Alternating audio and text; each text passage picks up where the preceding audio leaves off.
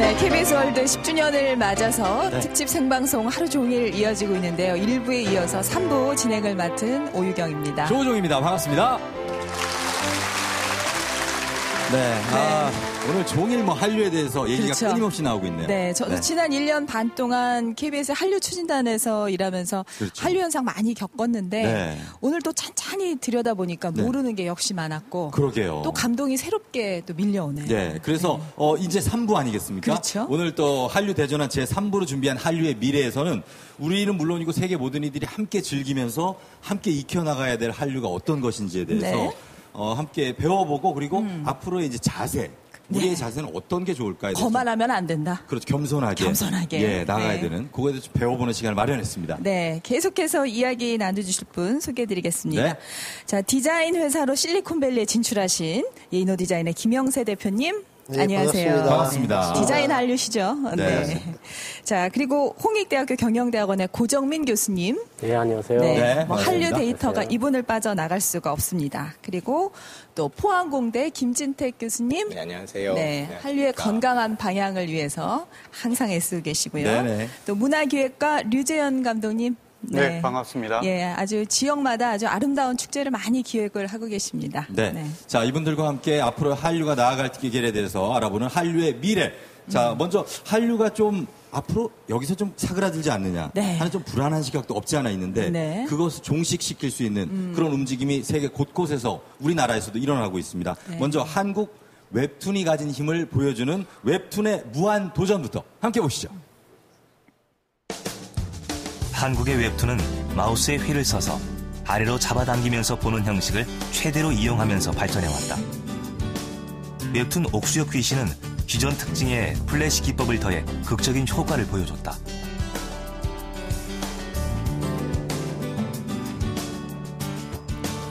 And at that moment, she's not here. 벼랑간 충격을 주는 이런 웹툰 형식에 해외 네티즌들은 열광했다.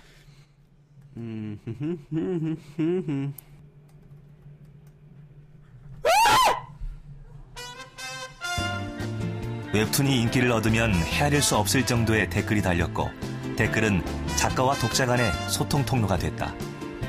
최근 작품 미생이 히트하면서 웹툰계 부동의 1위로 불리는 작가가 있다.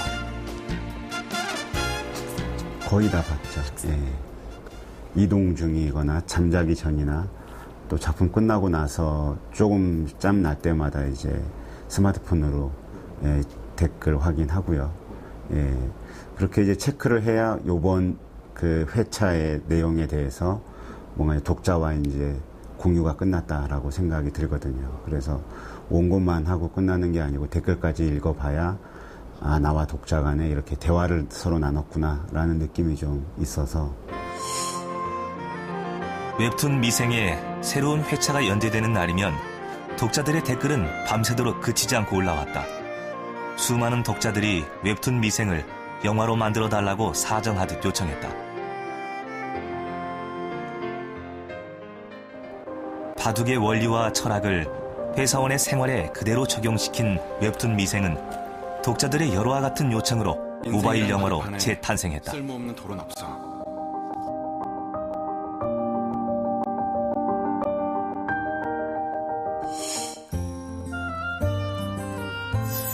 웹툰을 원작으로 한 영화들이 연이어 성공하면서 웹툰은 한국 영화계의 흥행 키워드로 떠오르고 있다.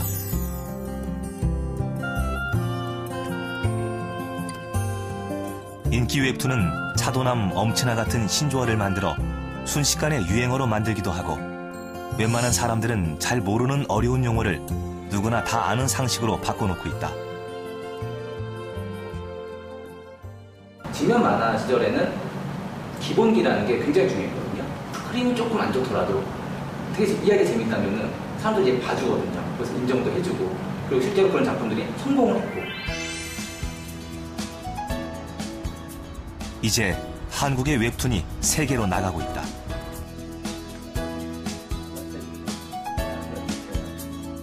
이 회사에서 이미 약 20명의 한국 작가들이 활약하고 있다.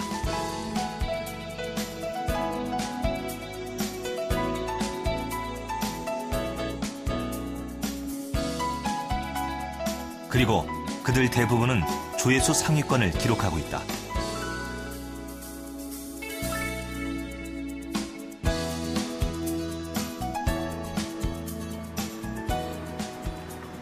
이제 일본 만가 시대는 갔다.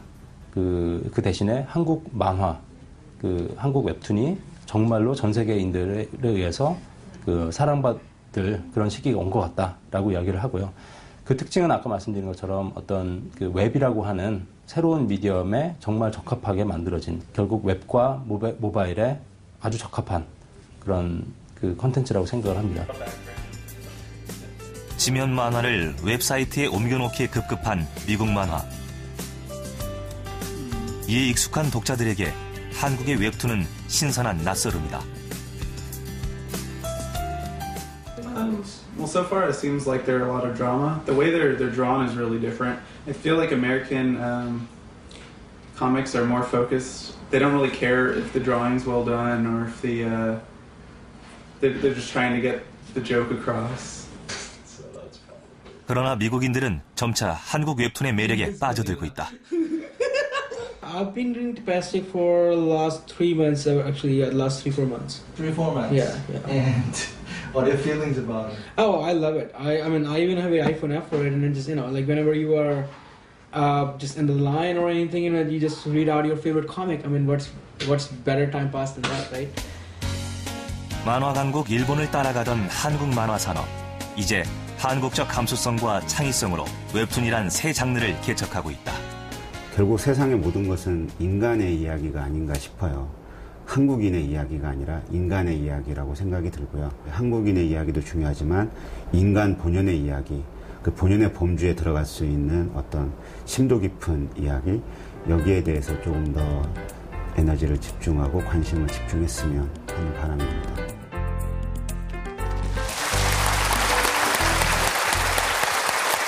네. 그러니까 웹툰이 온라인으로 보는 만화잖아요. 그렇죠. 이렇게 스크롤을 쫙 하면서 보는. 야. 끝도 없이 나와요. 네. 저 윤태호 아까 잠깐 나왔지 않습니까? 네네. 그 이끼. 아, 정말 감동적입니다. 영화보다 나오고. 훨씬 만화가 재밌어요. 아, 그래요? 영화 감독님 관계자들이 죄송한데요. 만화가 진짜 재밌어요. 웹툰이. 아까 은밀하게 위대하게도 좀 관객만 우리 많이 했죠. 그렇죠. 예. 그렇죠. 예. 제가 어릴 때는 사실 일본 만화, 미국 슈퍼히어로 만화에 참 많이 보고 즐겼었는데 어느 순간 우리 만화가 이렇게 성장을 했구나. 그렇죠. 느끼게 되는데. 우리 어떻습니까? 웹툰 보세요, 대표님. 나는 뭐 웹툰을 이렇게 보는 그 취미는 없는데 하여튼 저런 걸 오늘 보니까 어떤 생각이 떠오르냐면 어렸을 때 우리 손으로 많이 만화 같은 글 했었잖아요. 그렇죠. 세상 많이 바뀌었다라고 생각해. 옛날에는 공부 잘하는 모범생들만 돈 벌고 그랬다고 생각하는데 지금 보니까 아마 저런 사람들은 굉장히 우뇌가 발달했을 것 같아요. 우뇌 쪽, 감성. 그러니까 우리가 두뇌 두 개 태어났잖아요. 하나는 좌뇌는 논리적인 사고방식, 우뇌는 감성적인 사고방식이죠. 그러니까 막 상상력이 풍부하고 막 하려는 대로 안 해도 저렇게 스토리를 만들어내고 이러고 나니까 이렇게 세계적인 작가들도 나오고 하는데 두 가지죠. 우리나라 그 젊은이들이 미래가 있는 것은 이러한 상상력이 있다는 거 하나하고 그 다음에 이제 SNS라고 소셜 네트워크 서비스 시스템 그 사회에서 앞서가는 것 유저가 많다. 그러니까 우리 국내에서 유저가 많다 보니까 세계 시장을 빨리 넘어갈 수 있는 그런 좋은 환경에 있는 것 같습니다. 네. 아니 우리 아이가 항상 웹툰을 많이 봐가지고 6학년. 애를 여태까지 잡았는데 한참 볼 때예요. 조금 좀 이렇게 지원을 해줘야 되겠네요. 그렇죠. 본인이 좀 그리게도 만들어보고 그런 독특한 창의력이 많이 반영된 거 아니겠습니까? 그 웹툰 하면 그러니까 웹하고 카툰이 합쳐진 말이라서 웹툰입니다. 근데 그 웹툰 할 때 그 카툰이라는 말은 이제 발음은 카툰인데 사실은 짝동 그래가지고 이렇게 마분지 그런 상작각을 얘기하는 뜻이에요. 그러니까 물어보는데 진짜 모르는 게 없으시네. 그 마분지 통이니까 처음에 그리는 것도 굉장히 러프하게 그릴 수가 있고 그렇게 시작하는 것들이 그런 식으로 시작했던 근데 단칸들의 만화였고 이제 그거에 시사적인 거, 뭐 사회적인 어떤 문제들을 담기 시작했던 거죠. 프랑스나 이제 유럽 쪽에서 그랬던 것들이 근데 또 재밌게 저희들한테 와선 그대로 들어온 게 아니라 저희들 나름대로의 요 디지털 문화적인 방식에 맞게 또 그런 방식으로 들어온 거죠. 그러니까 재밌는 그런 방식의 이 프레임이라는 문제가 또 새로운 프레임을 만들어서 저희들한테 들어왔고 또 하나는 또 그렇다고 하더라도 아까 비샤에서 나왔었는데 누구든지 좀 할 수 있고 네. 그림을 아주 잘 그리지 않아도 되고 미야자키 하야 좀 특히 우리 순정 그림 만화는 그림 굉장히 잘 그려야 되잖아요. 그리고 순정 만화 주인공 이렇게 전형적이고 여자 주인공 이렇게 전형적이고 이랬는데 전혀 이 카툰에선 그렇지 않거든요. 그렇죠. 즉 저희들이 갖고 있는 또 다른 어떤 무의식적인 욕망도 자연스럽게 표출할 수 있고 또 한 가지는 B급 문화에 대해서 그리고 루저 문화에 대해서 너무 그거에 대해서 창피하지 않고 과감하게 얘기를 하고 근데 이 B급 문화나 이런 것들을 그래서 좋다 뭐 이런 문제가 아니라 이것도 저희 사회 문제잖아요. 그러니까 그런 문제를 같이 얘기할 수 있고 누구든지 볼 수 있고 아마 이런 것들이 같이 있지 않았나. 그리고 여기에 덧붙여서 엽기적인 상상력 같은 것도 과감하게 그 프레임 안에 계속 자리하게 되고 이래서 굉장히 재미있는 그러니까 정말 따라잡을 수 있을까 싶었는데 그래 이가 아니면 잇몸으로 잡는다는 것처럼 다른 방식으로 경쟁력을 찾았던 굉장히 재미있는 문화적인 상황 같습니다. 교수님 웹툰 좀 즐기시는 것 같은데? 저 졸라맨 엄청 좋아합니다. 깜짝 놀랐어요. 졸라맨을 너무 좋아해서 성대모사도 예. 많이 하고 그랬는데 그래요? 예. 알겠습니다. 성대묘사? 예. 교수님은 어떠세요? 금방 말씀하신 것처럼 이제 한국적인 문화를 잘 반영한 게 바로 웹툰 아니겠느냐 이런 생각이 드는데요. 웹툰 하면 이제 스마트폰이라든가 온라인상에서 구현이 되기 때문에 우리나라 사람들이 정말 온라인 많이 하지 않습니까? 그래서 이제 이런 온라인 환경에다가 또 우리나라 사람들이 그 댓글이라든가 어디에 참여하는 걸 정말 좋아해요. 간섭하고 참여하는 걸 정말 좋아합니다. 그래서 이런 어떤 참여, 공유의 어떤 문화가 어우러져가지고 웹툰이 나온 거 아닌가 이런 생각이 들고 이 산업적으로 보면 진짜 웹툰이 전 세계에서 우리나라가 가장 발전을 했어요. 그래서 외국 사람들은 한국의 이런 웹툰을 굉장히 부러워하는 그런 실정입니다.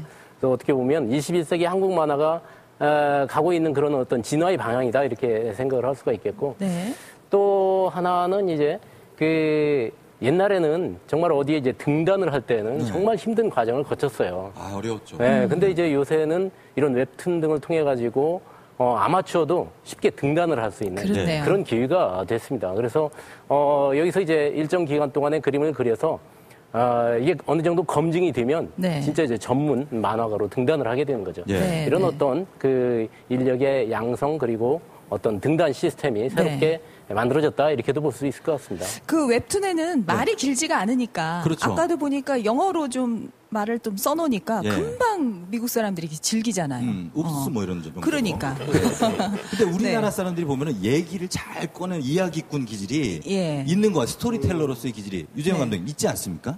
많죠.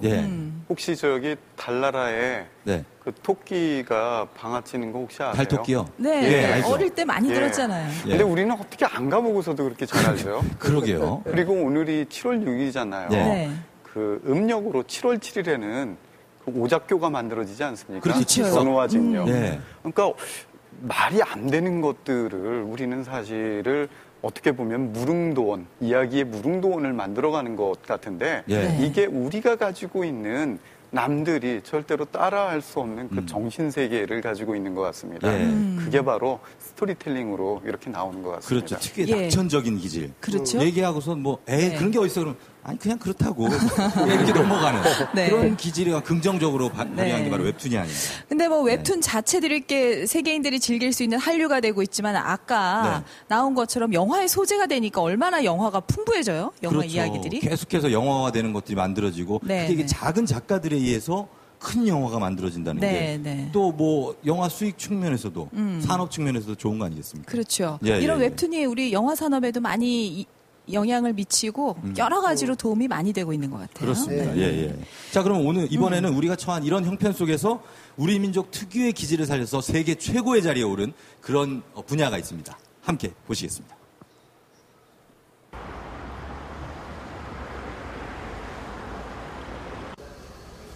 경희대 치과대학 이성복 교수. 높은 거 조절하겠습니다. 까다로운 임플란트 시술을 딱 2번 만에 끝낸다는 그의 기술은 신기에 가깝다.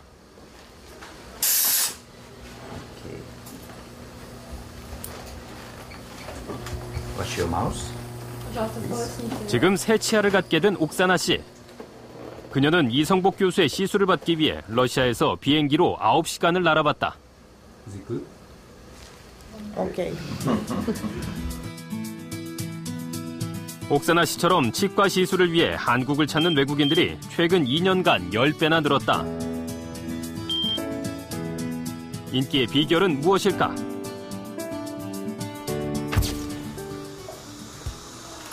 우선 외국에선 서너 명도 부족한 일을 혼자서 거뜬히 해내는 숙련성이다. 한 4-5사람이 붙들고 해야 될 일을 혼자 해결할 수 있어야 됩니다. 수술에서부터 마지막 고철까지. 그리고 이러한 미세한 테크니컬한 문제가 발생했을 때 그걸 다 바로 그 자리에서 해결할 수 있어야 됩니다. 총 2회 방문으로 완성되는 임플란트. 또 다른 이유는 무엇일까?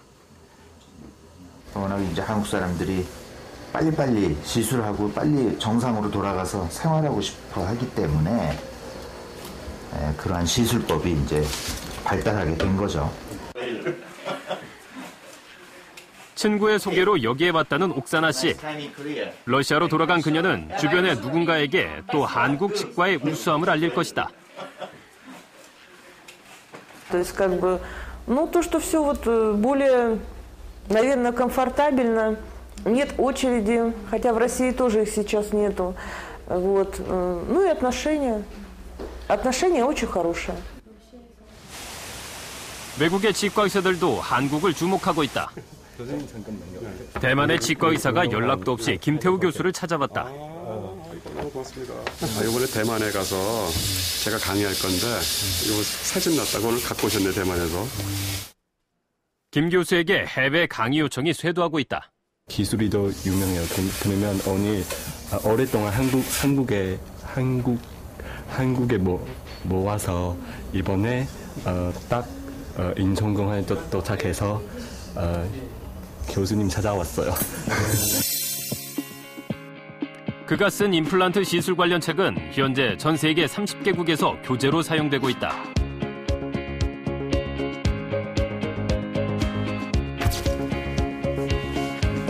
이제 임플란트 분야에서 방대한 임상 경험을 쌓은 한국 치과 의사에게 공동 연구를 진행하자는 선진국의 요청이 늘어나고 있다.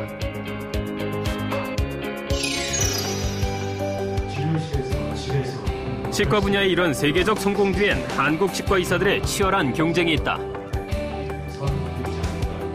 치과 관련 학술대회 연간 100여 회. 새로운 기술을 배우려는 치과 의사들로 세미나장은 언제나 만석이다. 한국의 치과 의사들은 주말도 없다. 굉장히 빠르게 변하고 있기 때문에 그걸 많이 따라잡기 위해서는 반드시 후속적인 공부가 계속 필요합니다. 이렇게 공부를 안 하시면 한국 말 그대로 살아남기 좀 힘들어서 공부도 열심히 하고 포화 상태를 넘어선 시장에서 경쟁은 날로 치열해지고 기업화된 치과들까지 등장하면서 국내 임플란트 가격은 크게 낮아졌다. 90년대 400만 원 가까웠던 것이 지금 100만 원대가 됐다. 축적된 임상 경험으로 치과 의사들은 업체에 조언을 해 국산 소재 개발이 가능하게 된 것이다. 수입 소재만 사용하던 임플란트 시장. 이제는 90% 이상을 국산 소재로 쓰고 있다. 저 말고도 우리 한국의 치과 교정 의사들이라 그러면 아무나 나가서 강의해도 다들 깜짝 놀랄 겁니다. 우리나라 교정 수준이 그 정도로 발전해 있습니다.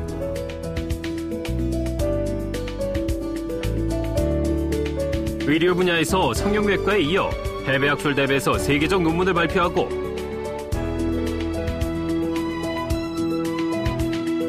세계 인명사전에 등재되는 한국의 치과 의사들이 늘고 있다. 치열한 경쟁 상황에서도 묵묵히 최선을 다해온 한국의 치과 의사들이 치과 분야의 세계적 리더로 부상하고 있다.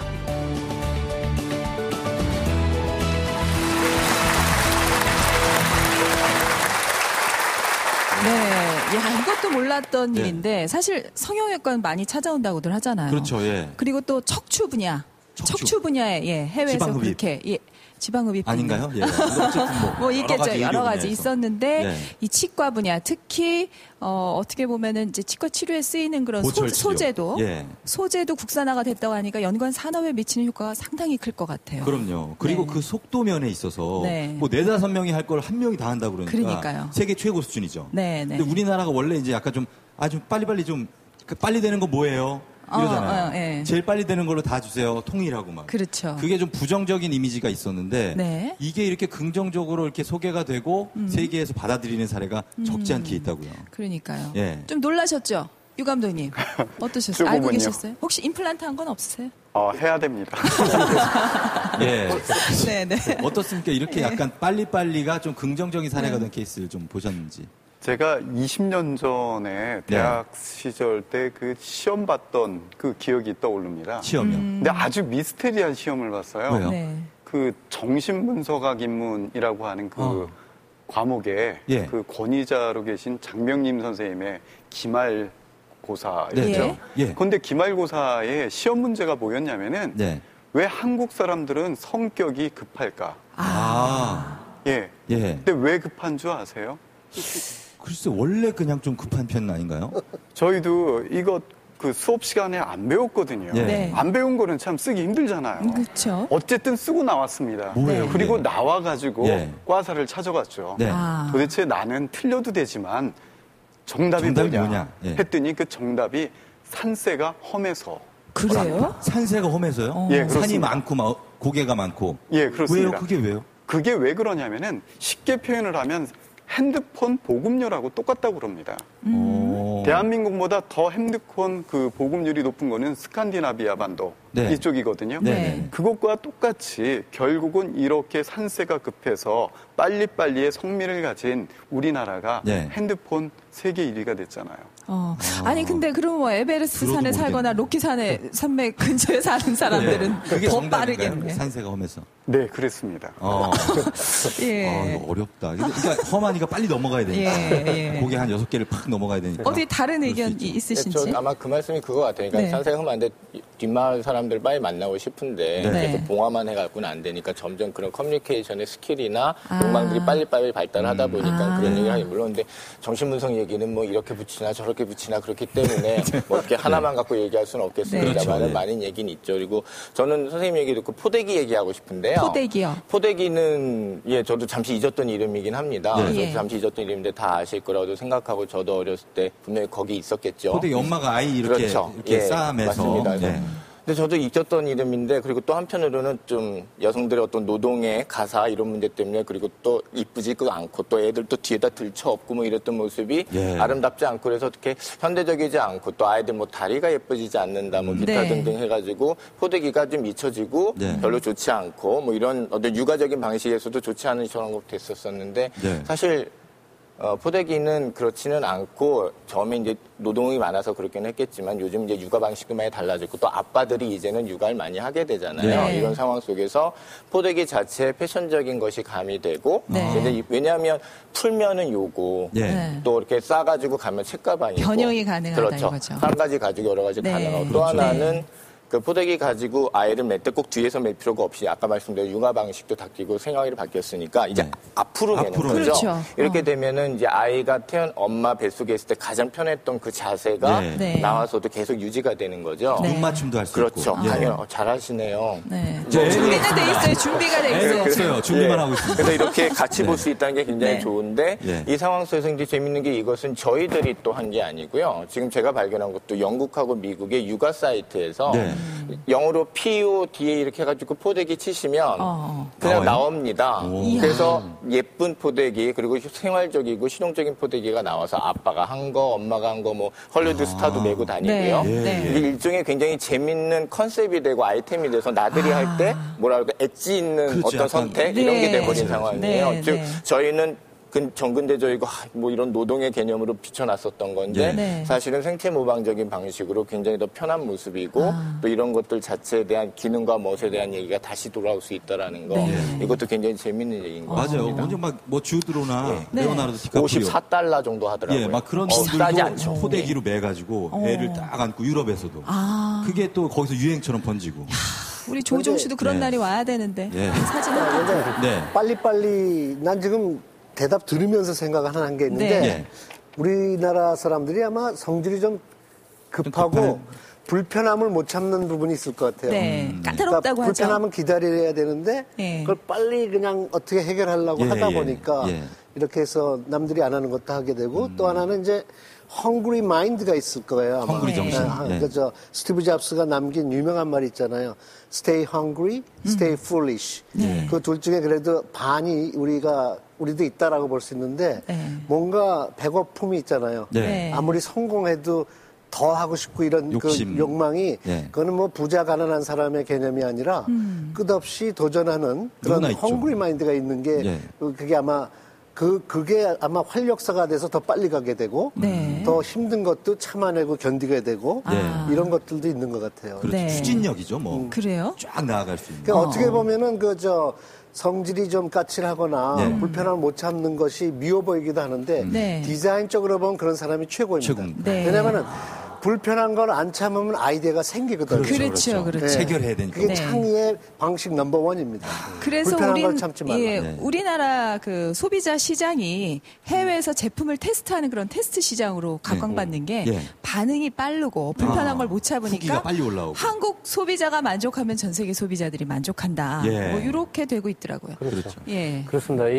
지금 말씀하신 것처럼 이제 한국이 전자제품, 첨단 전자제품을 먼저 한국에다 출시를 해본다고 그래요. 그래요? 그래서 이게 이제 제대로 한국의 소비자들이 정말 까다롭거든요. 그리고 아까 얘기한 것처럼 불편함을 못 참는 거죠. 그래서 온갖 사이트에다 올리고 그러기 때문에 한국에서 한번 테스트 마켓을 해보자. 그래서 여기서 검증이 되면 이제 해외 시장에 뿌리는 그런 현상들이 벌어지고 있는데 드라마의 경우에도 이제 그런 것 같아요. 사실 드라마의 경우에 보면 우리나라는 해외에서는 이제 전작제라고 그래가지고 사전에 제작을 다 하고 난 다음에 방영을 하잖아요. 근데 우리는 이제 만들면서 방영하면서 그런 식으로 하죠. 그렇기 때문에 어떻게 보면 우리나라는 이런 빨리빨리 정신에서도 이제 드라마에서도 나타나는데 이런 드라마에서 이제 어떤 드라마를 만들 때 우리는 전작자가 아니기 때문에 중간 과정을 소비자들이 거기에 대해서 코멘트를 하면 그거에 따라서 드라마를 약간 바꿀 수도 있다는 거예요. 수정이 되죠. 예를 들어서 이 중간에 이 드라마의 주인공이 죽게 생겼다. 안 된다. 이거 안 된다. 절대 안 된다. 우리 오빠를. 네티즌들이 막 캠페인을 벌이고 그렇습니다. 그러면 작가가 약간 살짝 바꿔주고 바꾸는 경우도 있고 이런 식으로 돼 있어서 이게 어떻게 보면 우리나라의 경쟁력이 될 수가 있다라는 건데 이렇게 이제 치열하게 경쟁을 하다 보니까 좋은 콘텐츠가 나왔고 이것 때문에 또 한류가 나타났다 이렇게 볼 수도 있죠. 우리나라 드라마가 과거에 비해서 이렇게 좋아진 이유 중에 하나는 방송 3사가 정말 치열하게 경쟁을 했었거든요. 시청률 경쟁 얼마나 치열합니까? 엄청나죠. 이런 치열한 경쟁 속에서 좋은 작품들이 나왔고 그래서 이게 해외로 나가서 한류가 형성이 됐다. 또 이렇게 볼 수가 있고 또 한국에서 너무 치열하다 보니까 해외로 나가게 되는 것이죠. 아까 치과도 마찬가지지만 한국에서 예를 들어서 K-팝이 정말 이 좁은 시장을 놓고 너무 이제 치열하게 경쟁을 하다 보니까 야 이래서는 안 되겠다. 해외에 나가서 무슨 답을 찾아보자. 그래서 적극적으로 해외 시장을 찾는 결과 K-팝 한류가 나타났다고 볼 수도 있죠. 국내의 어떤 치열한 경쟁이 오히려 이제 경쟁력을 높이는 결과를 낳았다는 건데 저는 참 어리둥절한 게 앞서서 조우정 아나운서 얘기한 것처럼 빨리빨리는 우리나라 사람들을 좀 비하하는 말이었어요. 그렇죠? 한국 사람 항상 빨리빨리다. 근데 이게 또 이제 좋은 면이 막 부각되고 그리고 또 하나는 우리 교육이 항상 두들겨 맞는 게 획일적이다. 전체적으로 한다. 이런데 어떻게 이런 교육에서 이런 창의성이 나왔냐 이 말이에요. 지금 한국 사람은 창의성이 있다고 얘기를 하고 있잖아요. 그렇죠. 아니 거기 이제 반대로 이렇게만 살짝만 돌리면 창의성이고 강한 근성이 된다. 이렇게 보지 않습니까? 그러게요. 그러니까 동전의 양쪽 같은데 지금 좋은 면 쪽으로 이렇게 부각되고 있는. 그렇습니다. 그래서 저희가 이번에는 그런 기발함과 창의성, 강한 근성으로 또 세계에서 최고의 자리에 오른 두 분을 만나보겠습니다. 보시죠. 한겨울 시화호. 수많은 사람들이 추위에도 불구하고 몰려든다. 수십 미터에 이를 듯한 거대한 천과 사진기를 든 사람. 도대체 뭘 하는 걸까?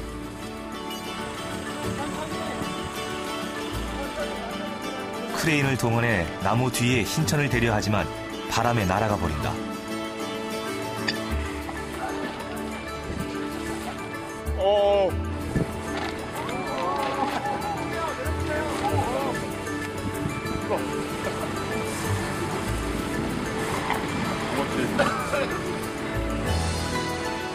수많은 스탭들의 도움으로 드디어 천을 대는 데 성공하고 사진이 찍힌다.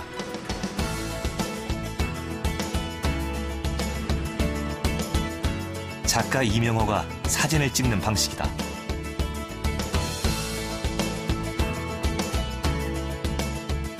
캔버스에 그림을 그리는 행위 대신에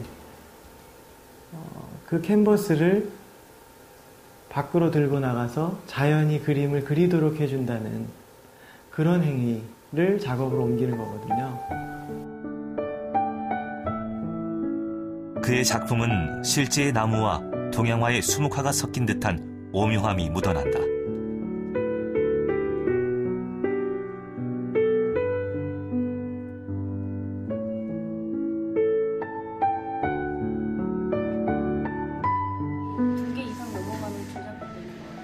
실제 않은 공간에 거대한 캔버스를 놓아 현실을 비현실로 만들어버리는 멋지고도 기발한 작업이 세계인의 주목을 받고 있다.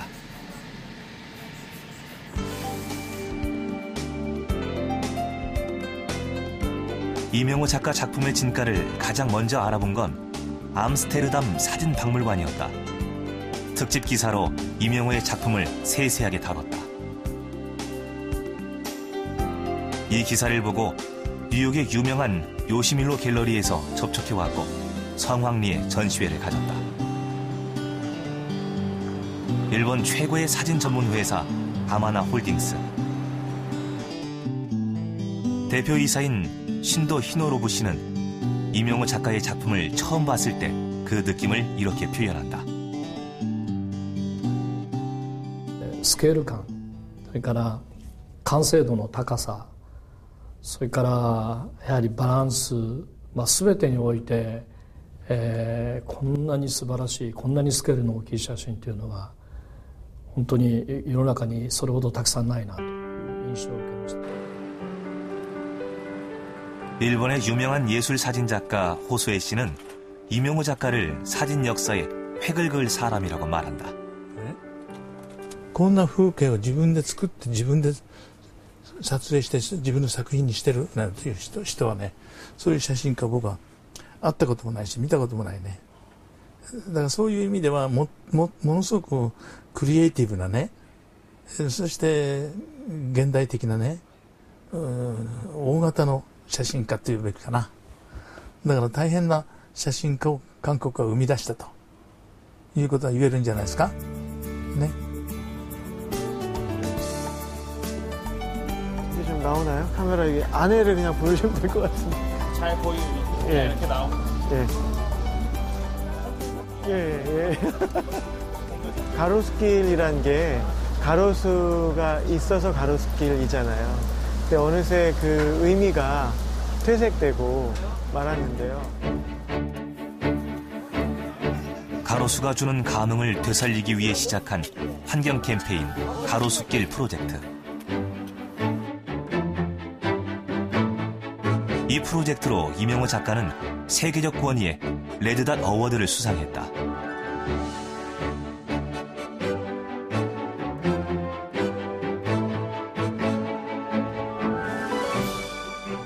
어떤 매체를 선택하는지는 저한테는 별로 중요한 게 아닌 것 같아요.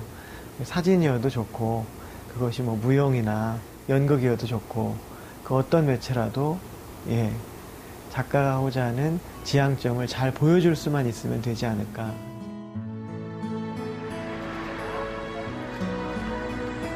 가로수길 프로젝트 이후 이명호 작가가 선택한 장소는 숭례문.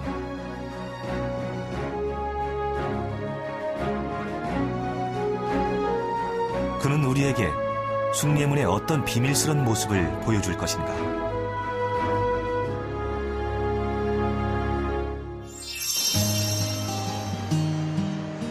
영국 런던의 유서 깊은 박물관.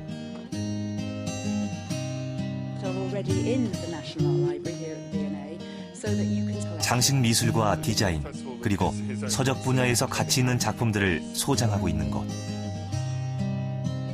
이곳의 진귀한 책들 속에 나란히 자리 잡고 있는 한국의 책들이 있다. 그중 눈에 띄는 몇 권의 그림책은 모두 한국인 조성경의 작품들이다.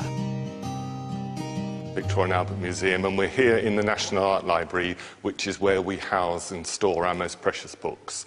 So amongst the collection are Song Xiong's books, which we have a selection of here.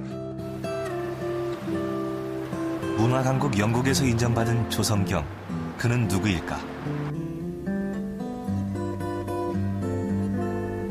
대학에서 디자인을 전공하고 자신만의 이야기를 담고 싶어 그림책 작가가 되었다는 남자. 조성경 작가다. 그가 만들어내는 그림책은 다른 그림책들과는 많이 다르다.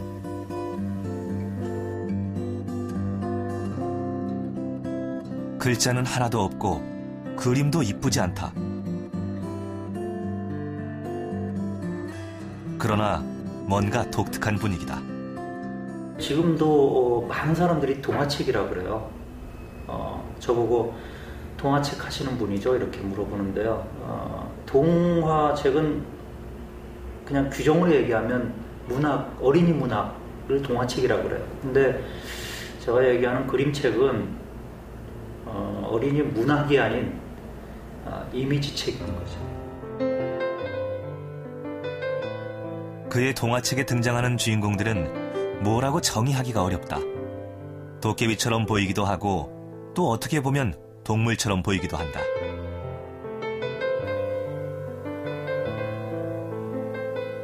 그의 그림책은 어른들을 위한 것이다.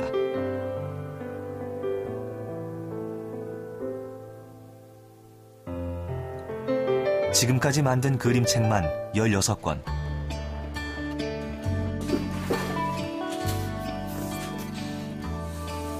그러나 그의 가치를 알아준 건 국내가 아니라 외국이 먼저였다. I think Sung Kyung Cho's work, both as an artist himself, but also as a publisher, is very important because he is building bridges, if you like, between the traditional world of the children's picture book and the world of the artist's book. 안녕. 조성경 작가는 자신처럼 독특한 그림책을 만들고 싶어하는 사람들을 위해 그림책 학교를 만들었다. 인성적인, 그러니까 오히려 더 인간의 말은 전혀 이렇게 펼쳤을 때 이미지 먼저 보이고 안으로 들어갔을 때 이곳 그림책 학교 학생들이 그린 그림은 기존 동화책에서 볼 수 있는 형태나 색채와는 거리가 있어 보인다.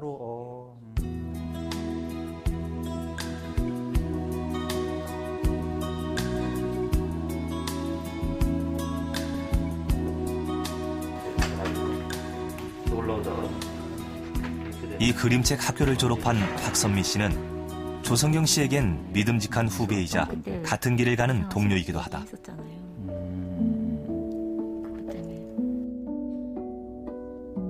박선미 작가의 작품 그림책 가시산.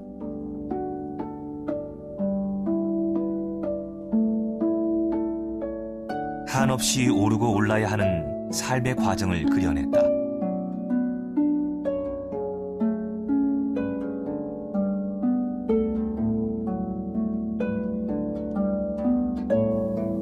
그리고 이 작품으로 세계에서 가장 유명한 그림책상을 탔다. 이미지 자체가 하나의 언어다 이렇게 배웠어요. 그러니까 글이 없어도 이미지로 얘기할 수 있다. 그리고 오히려 글이 없기 때문에 전 세계 어떤 사람도 읽을 수 있는 그 이제 언어가 되잖아요, 이미지가. 그래서 그러니까 많은 사람이 지금 다 읽을 수는 없어도 분명히 이거를 볼 수 있는 사람이 있고 한두 명이 이제 읽기 시작하면 알 수 있지 않을까? 내가 전달하고자 하는 바는 충분히 전달이 되지 않을까.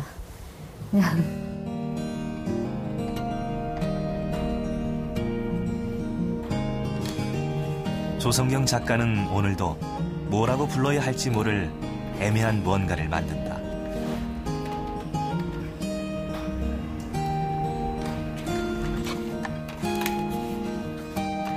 세상이 어떻게 보든 그에게 이것은 틀림없는 그림책이다. 어른들까지 접근할 수 있는 어떤 그런 내용을 드러내게 되면 당연히 그들이 찾겠죠.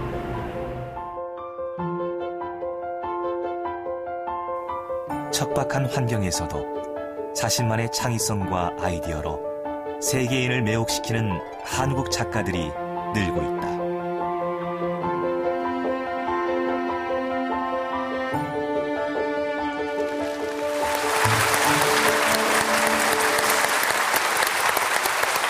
정말 저런 분들이 계신 걸 몰랐네요. 아니 정말 땅덩어리가 큰 것도 아니고 인구가 많은 것도 아닌데 어떻게 저런 분들이 있었을까. 거기다가 우리가 이렇게 창의성 높은 민족이라니 최근 들어서 듣는 것 같은데 언제 그렇죠. 이런 게 생겼는지. 굉장히 자랑스럽게 만드는 그런 분들인데 아까 그 이명호 작가는 어떻게 그 캔버스를 큰 거를 나무 뒤에 설치할 생각을 하셨을지 굉장히 궁금합니다. 김진택 교수님 그거 원래 알고 계셨습니까? 안 찾아볼 테니까 얘기해 주세요. 저는 팬이긴 합니다, 개인적으로. 팬이세요? 팬이라서 좀 찾아봤는데 처음에 이명호 작가가 처음부터 이렇게 캔버스를 거창한 생각을 가지고 한번 해보겠다 이렇게 라기보다는 일단 나무를 많이 좋아하셔서 나무를 좀 잘 보고 싶다. 근데 나무 이렇게 풍경 안에서 보면 다른 나무와 풍경 때문에 간섭이 생겨서 잘 안 보이고 좀 그러니까 뭔가 좀 아까 말한 대로 그림처럼도 옮기고 싶지만 나무를 좀 참 잘 보고 싶다라는 소박한 생각에서 출발을 했는데 여기서 제가 참 재밌게 본 게 사진이란 게 상당히 기술적인 매체잖아요. 과학이 많이 들어가는데 하도 이제 디지털 문화를 얘기를 하니까 사진기 정도는 이제 기술도 아니다 생각하지만 사진기 자체의 어떤 기술적인 매체에다가 과감하게 거기다 플러스 캔버스 요만한 게 놓는 게 아니고 크레인이 필요하잖아요. 그렇죠.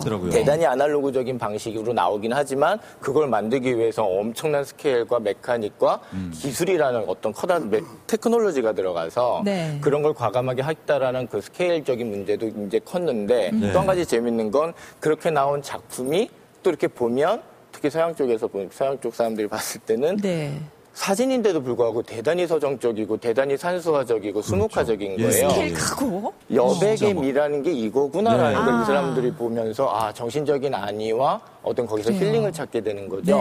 뭔가 인위적인 걸 됐는데도 불구하고 이상하게도 더 자연적인 마음을 얻게 되는 그런 어떤 역설적인 미학적인 긴장이 있어요. 그리고 또 거기에다가 과감하게 한번 해보자라는 어떤 커다랐던 그런 비주얼라이제이션을 하려고 했던 용기가 있었던 것도 굉장히 높게 평가하고요. 또 한 가지 역설적인 미학적인 긴장은 어떤 긴장인가요? 이렇게 얘기해볼까요? 이렇게 저희가 보면 굉장히 아날로그적인데 풍경을 하나 이렇게 뚝 띄어낸 것 같아요. 근데 매체적으로 보면은 디지털 입자를 갖다 저희가 하나 뚝뚝 띄어내서 다른 것들과 합성해서 뭘 만드는데 디지털적인 방식으로 하는 거는 상당히 인간적인 측면이나 아날로그적인 측면이 없으니까 기계적이고 굉장히 새롭긴 한데 저런 방식으로 하게 되니까 맥락을 달리한다는 것, 프레임을 달리한다는 것 이게 바로 상당히 역설적인 방식으로 드러나는구나라는 게 드러나겠죠. 크게 도움은 안 된 것 같아요. 어려워지는 게 이분들의 특징입니다. 그리고 또 한 가지만 또 아까 또 이제 우리 조성경 화가 이미지란 얘기 많이 나왔고 그리고 저도 그냥 잠깐 또 얘기를 하나 하자면 이미지는 그냥 저희가 이미지라고 알고 있고 심상이라는 말로 또 알고 있긴 한데요. 근데 저희가 상상력 따로 있으니까 이미지하고 상상력은 다른 걸로 알고 있는데 사실 상상력은 이미지네이션이잖아요. 이미지화하는 게 이미지네이션이고 상상력 자체는 곧 이미지로 무엇을 생각하기라는 겁니다. 따라서 언어적인 표현이 중요한 것이 아니고 이미지로 생각한다는 거가 되기 때문에 아까 저분 마치 아까 가시꽃 보셨죠? 가시적인 선인장을 막 사람들이 가는 거. 뭐라 말할 수 없는 삶의 어떤 커다란 어떤 그런 비애 되면서도 어떤 슬픔 그러면서도 도전 이런 것들이 다 녹아들잖아요. 말로 하면 소설책 한 권이 될 수도 있는 건데 이미지가 가시랑 인생이라는 거를 멀리 떨어져 있는 걸 갖다 붙여서 이미지로 만들어주는 것. 그래서 이미지네이션 이거는 항상 같이 가는 것이고 멀리 떨어져 있는 것들을 붙여줬을 때 우린 거기다 창의적이라고 얘기를 붙여주는 거죠. 이 부분에 대해서 우리 김영세 대표님 하실 말씀 많으실 것 같아요. 네, 뭐 많다기보다 중요한 메시지를 전해드리고 싶은데 피카소가 한 말 중에서 모든 인간은 예술가로 태어난다. 라는 말이 있어요. 대단히 쇼킹한 표현이에요. 우리 두 분도 예술가로 태어나셨고 태어났다가 여기 전부 예술가로 태어나셨다는 이론이 얼마나 끔찍하게 쇼킹합니까? 그렇죠. 근데 그 다음에 2절은 뭐냐 하면 그러나 예술가로 남는 것이 정말 힘든 일이다라는 그렇죠. 말을 했어요. 그래서 제가 우리나라에 이렇게 훌륭한 예술가들이 두 분이 소개가 된 거를 기쁘게 생각하면서 드리고 싶은 말씀 뭐냐 하면 그렇다면은 창의성이 있는 국민이라는 것을 믿고 있잖아요. 그럼 어떻게 하면은 그러한 우리 국가의 경쟁력으로 창의력을 가져갈 수 있을까? 이런 오늘 남은 시간 동안에 이렇게 얘기를 좀 하고 싶고요.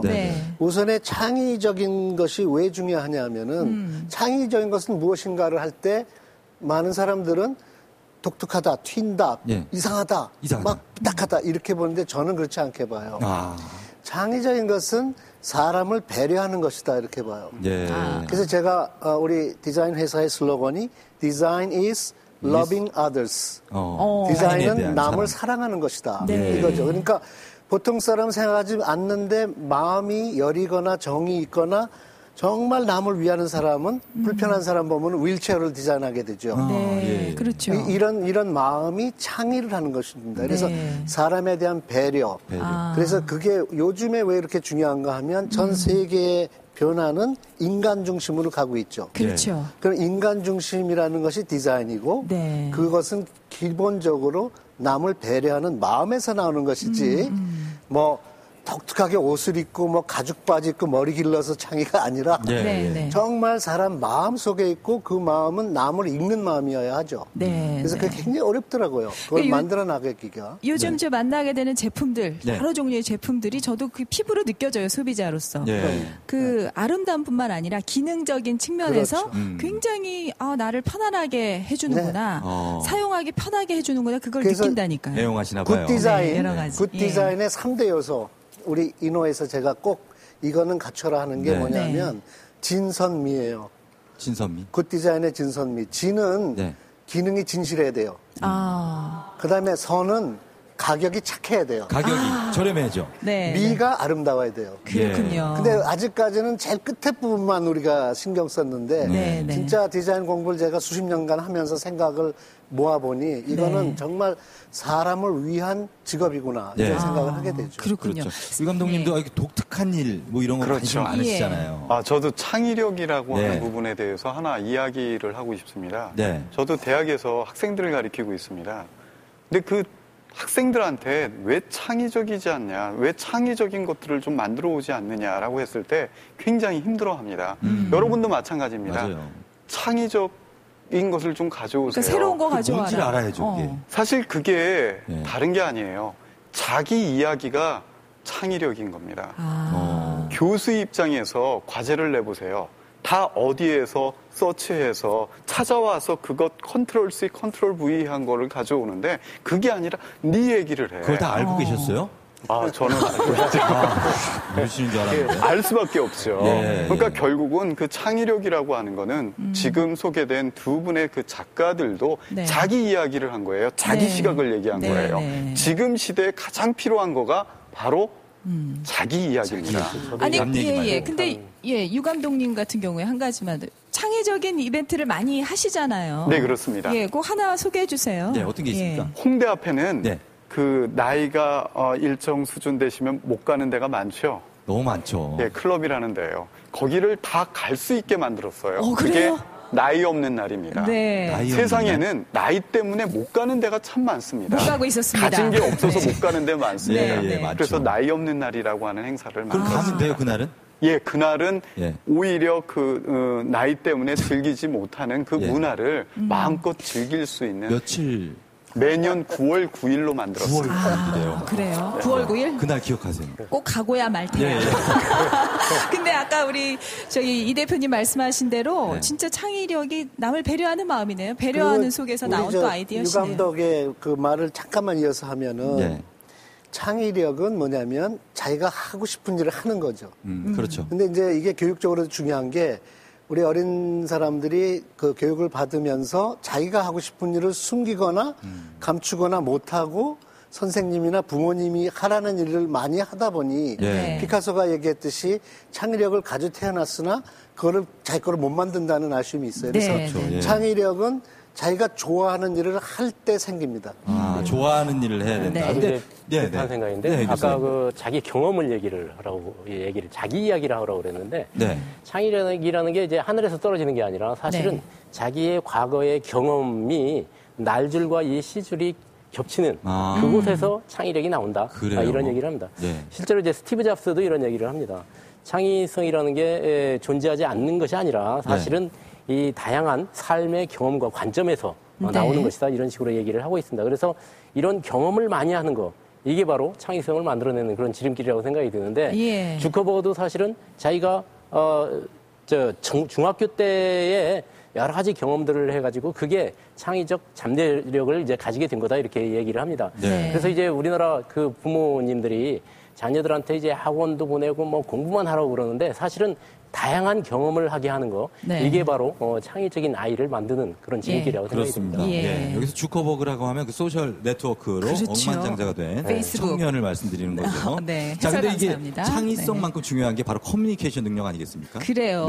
그 뉴욕의 심장부에서 이제 미국의 심장부 뉴욕에서 커뮤니케이션을 이제 능력을 발휘해서 또 뉴욕 커들을 사로잡고 있는 분이 빛을 본 있는데 분이 있습니다. 이분 또한 소개드릴 만한 디자이너예요. 그렇습니다. 함께 보시죠. 뉴욕 맨해튼 5번가. 이곳의 한 유명 백화점에 디자이너 한송의 브랜드가 올가을 입점할 예정이라는 소식이 들려왔다. 한송이 선택한 아이템은 청바지. 청바지의 종주국으로 이미 시장이 포화 상태인 미국에서 한국인이 만든 청바지로 어떻게 이목을 끌 것인가.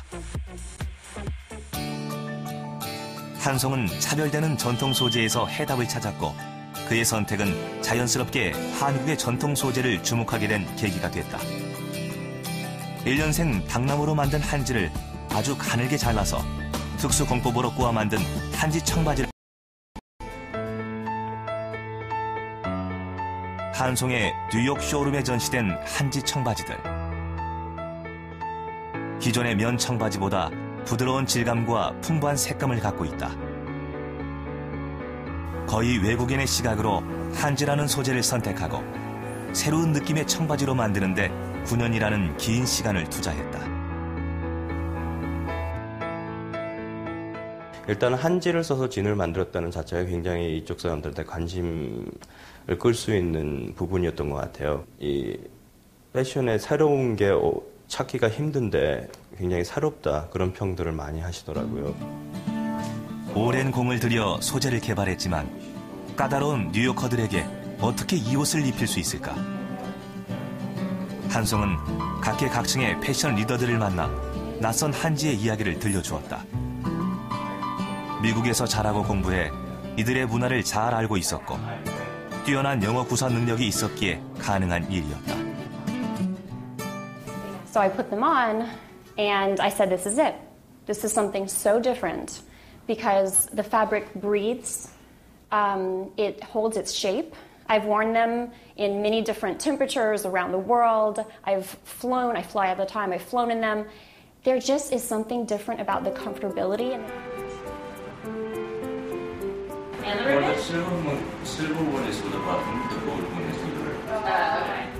미국 시장을 파고들기 위해선 홍보와 경영을 함께하는 파트너들의 도움이 반드시 필요하다. 한송은 그들을 만나 한지란 어떤 것이고 한지를 통해 무슨 일을 할 수 있는지 상세히 설명했다. 그들은 한송의 섬세한 이야기에 귀 기울였다. Yeah, we get approached to do a bunch of different companies all the time, but this was very special somehow, so we're very interested immediately. And, you know, through dialogue and understanding what Han wanted to do, we really believed even more in the project and sort of put ourselves into it. And it's been great. I was interested in learning more about it. And when he described to me what Hanji was and what he was able to do with it, I knew that it was something that we had to introduce to the world. 흔히 패션 디자이너는 소재로 승부한다고 말한다. 실제로 패션의 시작은 좋은 소재의 개발에 있다. 하지만 아무리 좋은 소재라도 어떻게 세상에 알릴 것인가? 그들의 문화를 깊이 이해하고 그들의 언어로 다가가 우리의 전통을 그들의 문화에 심고 있는 패션 디자이너 한송. 그의 사례는 우리 한국의 감성을 어떻게 세계에 매력적으로 소개하는가에 대한 해답이 될 수 있다. 외국 문화에서는 물론 제품 보고 처음에 관계가 이루어지지만 그 후에는 사실 서로 이 믿음 쌓고 또 오래 갈 수 있는 그런 파트너의 그 분위기를 가져가는 게 상당히 중요한 것 같거든요. 그래서 더더욱 이게 탄탄하게 더 쌓여지고 또 더 많은 아이디어와 또 방향 같은 것들이 열리고 그러는 것 같습니다.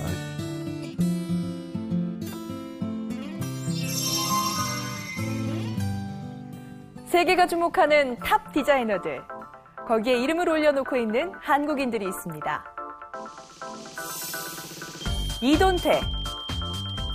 디자인 강국인 영국 최고의 디자인 회사 텐저린에서 7년 만에 공동 대표가 된 사람인데요. 그는 영국 항공의 비즈니스 좌석에 한국 전통의 음과 양을 적용한 디자인으로 국제적인 디자인상을 여러 차례 수상했습니다. 엄세영. 프랑스에 진출한 뒤에 세계 약 50개 나라의 제품을 수출하고 있는 제품 디자이너인데요. 그의 현재 디자인권 연 매출은 약 50억 원에 달합니다. 다음은 송희원. 공연자와 관객을 천으로 둘러 거대한 드레스를 만드는 신개념 설치예술 디자인으로 세계의 주목을 받았습니다. 세계에서 주목받고 있는 한국의 디자인 제품들을 한번 자세히 살펴볼까요? 네, 최민규의 UK 폴딩 플러그 시스템입니다. 2차 세계대전 이후 만들어진 큼지막한 플러그가 생활에 불편을 준다는 점에 착안해서 기존 규격은 지키면서 1cm 두께로 줄여 공간 효율성을 높였습니다. 또 이어서요. 이돈태의 영국 항공 비즈니스 좌석 디자인을 살펴보겠습니다.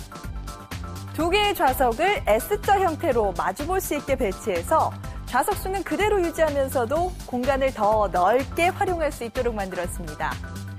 이 좌석 디자인 하나로 몰락하던 영국 항공이 되살아났습니다. 계속해서 살펴볼 작품은요. 이주희의 작품 개기월식 의자입니다. 독립적인 의자 3개가 하나로 합체되는 독창적인 구조의 이 의자는 바닥에 앉기 힘든 서양 친구들을 배려하는 마음에서 탄생했다고 합니다. 지금 뉴욕과 유럽의 최고 아트스쿨에서 디자인을 공부하는 한국 학생들 수가 점점 늘어나고 있습니다. 독창적이면서 따뜻한 마음이 담긴 한국의 디자인 제품들이 세계 곳곳을 장식할 날을 기대해봅니다.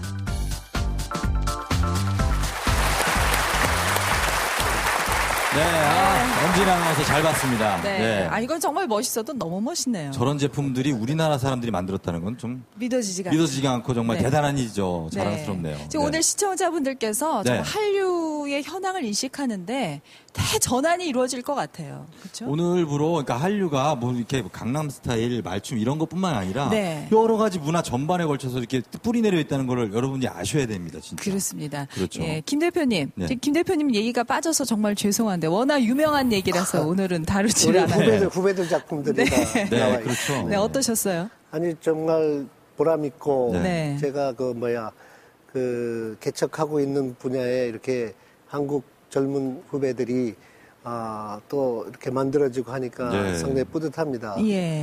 우리가 그 디자인이라는 단어를 한번 다시 조명해 봐야 할 시점이 온 것 같습니다. 디자인이라는 단어가 아직까지는 이제 그 미술대학에서 그림 좀 그리는 사람들이 이렇게 예쁘게 만드는 걸로 끝난 것 같은데 그게 아니고 이제는 시장을 만들어내는 것부터 시작이 돼야 되죠. 그러니까 시장에 들어간 거를 다듬는 게 아니라 시장을 창조하는 것이 디자인이죠. 그렇죠. 그러니까 이제 이거 지금까지 한 것보다 더 큰 그림은 디자이너가 시장을 만들어라 이거죠. 그게 이제 스티브 잡스가 엄청난 시장을 만들었듯이 그게 전부 똑같은 겁니다. 지금 나온 이런 작품들이나 스티브 잡스의 커다란 작품이나 디자인 정신에 기준된 건 마찬가지인데 네. 아직은 스케일들이 있는 프로덕트들을 예쁘게 하는데 너무 많이 하는 것 같은데 사실은 새로운 것을 탄생시키는 게 진짜 디자인이고요. 네. 그것을 할 수 있는 기업들이 이런 개인들도 많아야 되지만 기업들이 많이 생겨야 될 것 같아요. 투자도 많이 해야 되고. 기업들이 많이 생겨가지고 네. 이제는 따라쟁이 해가지고는 국가 경제가 거의 불가능합니다. 네. 이제는 오리지널, 창조적, 네. 세계 최초 이런 것들이 나와야 되기 때문에 네. 디자인이 혼자 놀면 안 되고요. 디자인 생태계를 만들어야 됩니다. 네. 그래서 디자인 에코시스템이라는 것인데 저는 창조경제의 핵심 엔진이 디자인이라고 믿고 있는 사람인데 네. 그 이유는 디자인은 접착제라고 보거든요. 접착제. 네, 융합을 하려면 붙여야 되잖아요. 예. 그렇죠. 풀 같은 거예요, 디자인은. 예. 그러니까 여기저기 다 붙어야 돼요. 그렇죠. 그렇기 때문에 어디에나. 이제 디자인에 대한 관심이 이런 극소적인 전문가에서 멈춰서는 안 되고 네. 국가의 리더, 그다음에 기업의 경영인, 그다음에 모든 기술자라든가 전반적인 분들이 디자인을 이해해서 이거를 이용해서 부가가치를 10배 만들어야 된다. 맞아요. 그래서 좀 거국적으로 한번 해야 될 것 같습니다. 좋은 디자인 말씀이세요. 분야는 사실 우리나라 디자이너들이 세계 유수의 회사들의 외국 회사들의 디자이너들이 많고요. 그 디자인 한류라는 얘기도 많이 표현되지 않습니까? 그렇죠. 고정민 교수님? 네. 디자인 한류를 이제 우리나라 유명한 디자이너가 해외에 나가서 활동하는 거 이것도 디자인 한류라고 생각이 되지만 좀 더 이제 좁은 범위로는 그 한국적인 것을 디자인에 활용을 해서 좋은 디자인을 만드는 거 이것도 이제 디자인 한류라고 생각이 듭니다. 여기 앞에 계시는 김영세 씨도 이제 그런 분 중에 하나고. 그렇죠. 예. 그다음에 이제 그 앙드레 김도 사실은 한국적인 문양을 의상이라든가 이런 데 많이 집어넣어서 이제 좋은 세계적인 디자이너가 됐지 않습니까? 이런 분이라든가 이상봉 씨는 또 한글을 가지고 또 여러 가지 디자인을 했지 않습니까? 그런 분들. 그다음에 이건만 씨라고 이제 그런 분들도 사실은 넥타이 같은데 한글로 이렇게 만들어 가지고 이렇게 디자인을 하신 분. 이런 분들도 다 디자인 한류의 한 분이라고 생각이 되고 또 달리 생각하면 이제 우리 한국적인 그런 특징들, 역동성 이런 것들과 디자인이 어우러져서 거기에서도 디자인 한류가 나온다고 보이는데 지금 동대문에 있는 그런 의류 상가들 있지 않습니까? 많죠. 이제 그런 것들도 어떻게 보면 디자인의 빠른 그런 트렌드를 적용을 시켜가지고 좋은 디자인을 세계적인 디자인들을 많이 만들어내는 거 이런 시스템 이것도 바로 디자인 한류가 아닌가 이렇게 생각을 합니다. 그럼요. 여자 입장에서 너무 좋아요. 뭐가요? 모든 물품이라든가 주변 환경이 아름다워지니까 예전엔 불만이 많았어요. 이거 왜 꼭 이렇게 만들어야 되나. 근데 요즘 정말 기대 이상의 디자인들이 나오고 있고 이 두 분 보세요. 교수님들 안 같으시잖아요. 지금 교수님들 디자인을 논하시는 거죠. 의상이 벌써 우리가 패션이 얼마나. 김진태 교수님은 굉장히 공감하시는 것 같아요. 제가 포스텍에서 동안을 맡고 있거든요. 그거는 일단 어떻게든지 제가 인정을 해야 되고요.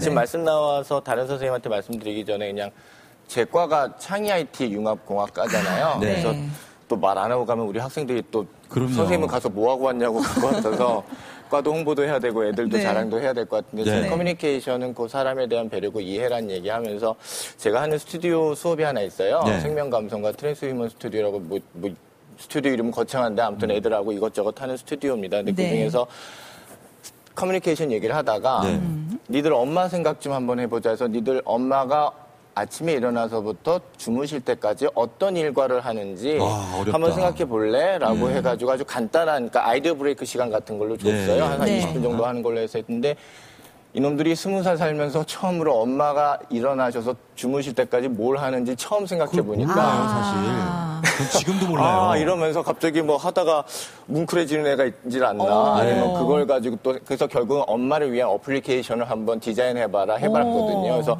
수업을 이렇게 간단하게 이제 그런 식으로 해봤었는데 이런 식으로 아이들한테 자꾸만 건드려주고 다른 사람은 네 옆에 있는 사람은 누구하고 같이 성장하고 있는지를 건드려주고 하는 문제 제일 중요한 것 같아요.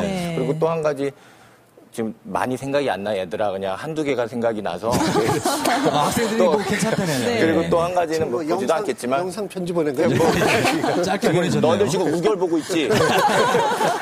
네. 지금.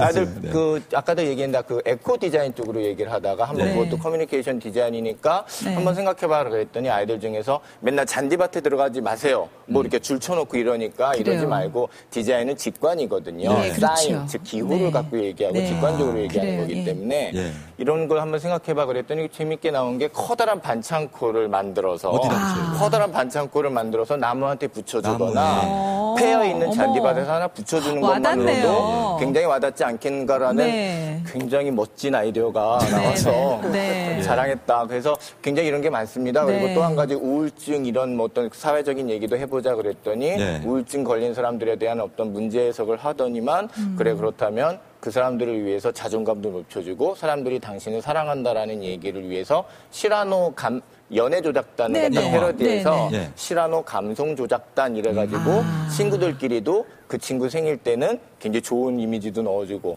같이 밥 먹자라고 카톡 쳤을 때 나도 해주고 걸어가는 맹인을 일부러 친구들이 한번 누구를 섭외해가지고 있을 때 자기가 그 친구가 그 사람을 도와주게 했을 땐 자기가 자존감이 높아지잖아요. 이러이러한 것들을 많이 아이들 짜와내서 참 보람되고 재밌다. 계속 아이들과 일을 해야겠구나라고 했고요. 창의 IT 융합공학과입니다. 여러분. 알겠습니다. 창의 IT 융합공학과에서 학생들 신경을 엄청 쓰세요. 아니 그나저나 우리가 사실은 감성이 엄청 풍부한 민족이 있잖아요. 눈물도 그러다 많고. 보니까 욱하기도 잘하는데 그 부분이 또 좋은 쪽으로 이렇게 발현이 돼서 그렇죠. 그렇죠. 그런 쪽이 많이 있습니다. 우리 감독님께서도 그런 부분을 많이 보고 계시죠. 방금 그 디자인에 대한 이야기도 하고 그리고 지금 시간이 디자인은 커뮤니케이션이다라고 하는 이야기를 사실은 해야 될 타임인데 저는 그런 겁니다. 어떤 디자인을 해야 될까라고 했을 때 제가 2010년도에 충격을 받은 게 하나 있습니다. 뭔데요? 그 시골에 가시면은 어르신들이 유모차 많이 몰고 가시잖아요. 그렇죠. 저는 정말 창피하게도 참 손자 손녀 많이 봐주시는구나 이런 생각을 했거든요. 그거 그냥 끌고 다니시는 거예요. 근데 제가 어리석게도 보니까 그게 지팡이 대신 그럼요. 그 다음에 또 하나는 그 운반의 그 기능으로 이렇게 하신다고 그러더라고요. 그런데 어르신한테 이렇게 물어봤어요. 괜찮으시냐고 했더니 우리나라에서 나온 제품은 허리가 아프답니다. 낮아가지고요. 오히려 그 유모차를 끌고 다닐 때 너무 낮아서 허리가 아프고 두 번째는 앞이 가볍답니다. 그래서 그 앞에 그 벽돌을 이렇게 메고 달아메고 이렇게 다니시거든요. 그러니까 결국은 그겁니다. 디자인이라는 거는 그 커뮤니케이션이라는 게 다른 게 아니고 소통이라는 건데 바로 저는 이렇게 정리하고 싶어요. 디자인은 남의 이야기를 들어주는 거다라는 거죠. 그렇죠. 결국은 이게 커뮤니케이션이 되고 이렇게 남이 이야기를 들어줬을 때 우리가 이야기할 수 있는 그 한류라는 것들이 또 다른 방향에서 또 잉태하지 않을까 그런 생각이 듭니다. 커뮤니케이션의 힘에 대해서 그러니까 바로 지금 비슷한 내용이 나오잖아요. 그러니까 남의 이야기를 들어주는 것이 배려죠. 그리고 그 따뜻한 마음이 창이다. 그래서 이제 한자로는 온후지정이란 말이 있어요. 온후지정. 온후지정. 따뜻하고 너그러운 마음이 창이다. 그것이 경쟁력이다. 그 말을 참 재밌게 의미 있게 받아들였어요. 그래서 디자인은 소통이다. 디자인 is communication 말해서 중요한 것은 나의 디자인을 셀링하는 소통도 중요하지만 디자인을 하기 전에 그 에너지, 아이디어, 인스피레이션을 받는 소통이 중요한데 그것은 공부에서 나오는 게 아니라 따뜻한 마음에서 나오는 것이고 그게 바로 감성 시대의 핵심이라서 디자인을 만약에 중요시 한다면 우선은 이제 마음을 열고 그다음에 듣고 보고 느끼는 데 핵심이 있다고 보고요. 그래서 아이디어는 어떻게 나오냐면 내가 어떤 걸 만들어서 팔겠다가 아니라 사람들이 뭐를 찾고 있고 필요로 하고 있을까? 사람들이 어떤 것을 꼭 필요하거나 꼭 갖고 싶어 할까? 이것만 연구하면 아이디어는 무궁무진하게 나온다는 거죠. 사실 그게 배려 아니겠습니까? 아니, 그러니까 지금 이 얘기가 계속 나오는데 좀 이어지는 얘기겠죠. 앞에서 우리가 빨리빨리라는 측면에 좋은 점을 봤잖아요. 그렇죠. 그리고 우리가 이제 감정적인 부분에 좋은 면, 예. 감성이 풍부한 거. 네. 그리고 또 뭐가 있냐면 참견하기 좋아하는 우리 도와주기 좋아하고 예, 불쌍해하기 좋아하는 예, 우리나라 이게 이제 사람들. 바뀌어서 나가는 거예요. 다른 면이에요. 그게 세계 곳곳에서 네. 봉사로 발현되고 있는 모습이 네. 있습니다. 함께 보시죠. 우리나라가 전 세계를 무대로 펼치는 봉사활동에서 빠지지 않는 것이 의료봉사다.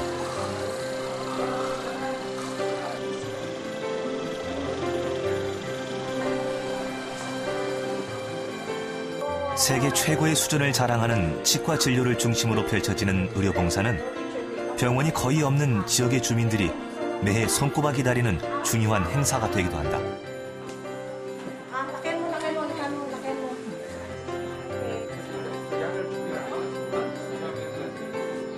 단순히 치료만 해주는 것이 아니라 현지 주민들의 보건 상태와 생활의 불편함을 파악하면서 개선책을 마련해주는 경우가 많다.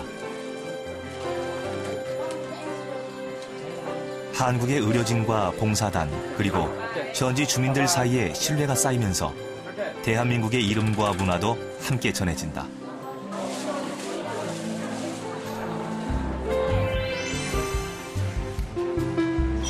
한국 의료진이 무료로 행하는 수술 사례는 현지 언론의 이슈가 된다. 난치병인 줄 알고 살아왔던 사람들이 한국 의료진의 수술로 새로운 삶의 기회를 얻는다.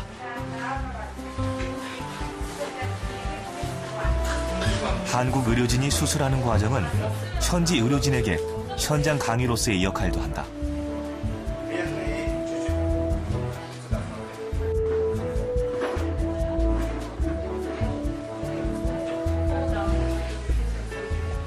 최신 의료 장비를 다루는 방법을 알려주기도 한다.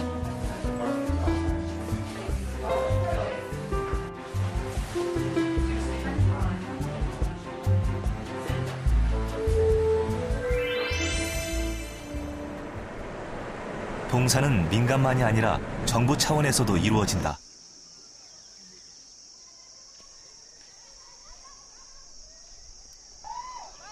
코이카 한국국제협력단이 이 마을에 수도를 설치해주는 날.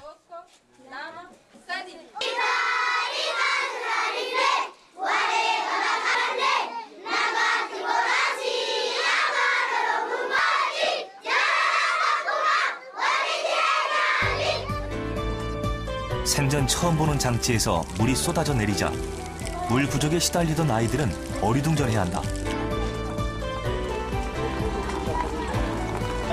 한국 봉사단원들이 아이들에게 물 받는 방법을 가르쳐주고 앞으로 마음껏 물을 쓸 수 있다고 알려준다.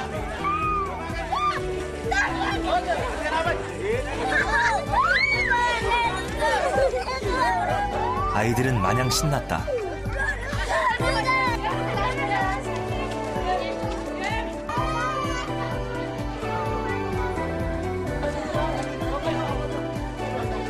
수도관 설치와 함께 마당 한켠에 공동 빨래터도 만들었다.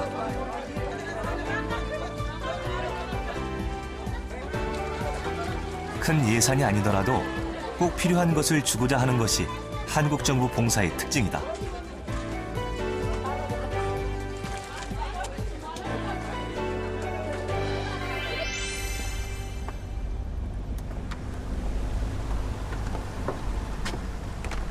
라오스에서도 가장 오지인 시엔쾅도 농해군으로 들어가는 한 여자가 있다.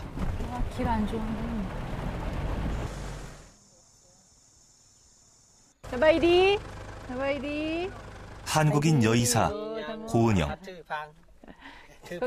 디언이 짝디안, 빠만 짝디안.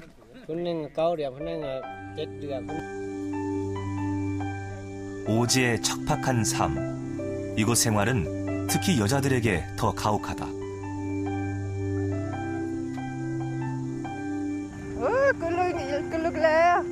한국국제보건의료재단에서 파견돼 3년 전부터 라오스에 머물렀던 고은영 씨.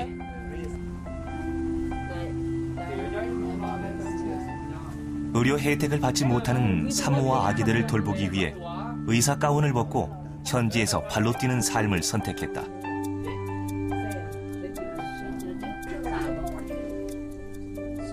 언어와 관습의 벽을 넘어 깊은 시골 마을까지 찾아 들어가 현지인들을 보살피는 고은영 씨는 얼핏 라오스 사람처럼 보인다.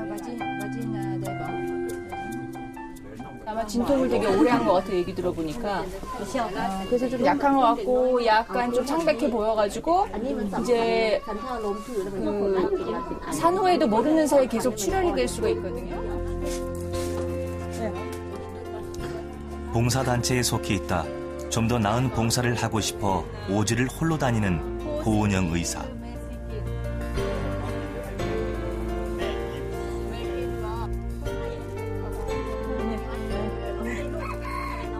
그녀의 요즘 고민은 한 개인만이 아니라 마을 전체의 위생 상태를 개선하는 것.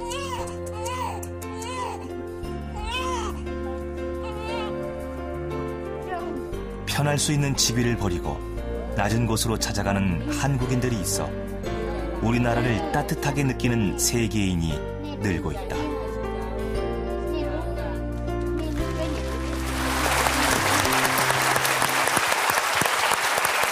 네.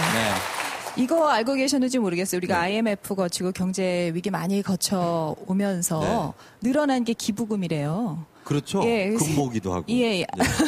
세계적으로 그 NGO 단체, 구호 단체들이 많이 있지 않습니까? 네. 한국을 굉장히 주목하고 있어요. 그래, 저는 제가 월급쟁이지 않습니까? 네네. 월 8만 원씩 내고 있어요. 거금인데 8만 원 정도. 그 정도 내야 됩니다. 왜냐면 네네. 내고 나면 그래도 잘못을 누가 사해 주는 것 같은 약간의 저의 마음의 편안함이 와요. 봉사활동 따로 나가지 않아도. 잘하셨어요. 그래서 이제 아이들 그럼 8만 원만 내면 되는 거예요, 그럼?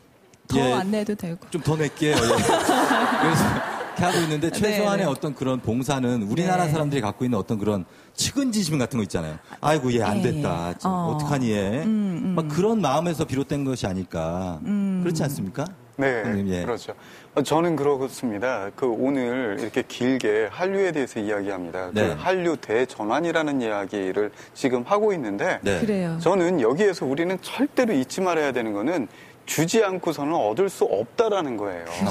한류라는 게 무조건 무엇을 판다든가 우리가 더 낫다라는 것들을 이야기하는 것이 아니라 그 마음을 움직이는 한류를 만들어야 된다는 거예요. 그런 면에서 지금 이야기하는 이 시간 그 봉사 한류라는 것이 저는 한류 중에서도 가장 중요한 그 한류가 아닐까 그렇게 생각합니다. 그렇죠.